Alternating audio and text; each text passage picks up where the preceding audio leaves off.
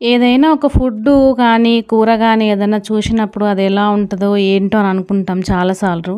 నేను అలా అనుకున్న దాంట్లో ఇది కూడా ఒకటుంది. ఏంటి ఇది ఇలా చేస్తున్నారు, అసలు ఏం బావుంటదో ఏంటో అని అనుకున్నా.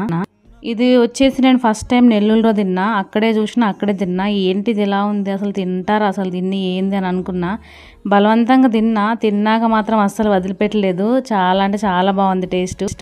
ఇందులో మెయిన్‌గా చింతాకు పొడి వేసి చేస్తారు. అందుకో ఏమో దీనికి అంత టేస్టు. చాలా అంటే చాలా బావుంటది టేస్ట్ అయితే. ఇవి మెయిన్‌గా అయితే వర్షాకాలంలోనే ఎక్కువ దొరుకుతాయి ఈ చిన్న చేపలు. పేరు ఏమంటారో నాకు అంత ఐడియా లేదు గానీ వర్షాకాలంలోనే దొరుకుతాయి. మామూలుగా అయితే దొరకాలంటే చాలా కష్టము. ఇలా అన్నీ కలిపి పెట్టేసుకుంటే టేస్ట్ బావుంటది. చాలా బావుంటది కర్రీ. ఒకసారి ట్రై చేయండి. వీడియో ఎలా అనిపించిందో కామెంట్ చేయండి. చాలా రోజుల తర్వాత వీడియో పోస్ట్ చేస్తున్నా. ఇంకేమైనా డౌట్స్ ఉంటే కామెంట్ చేయండి. మీకు ఎలాంటి వీడియోస్ కావాలో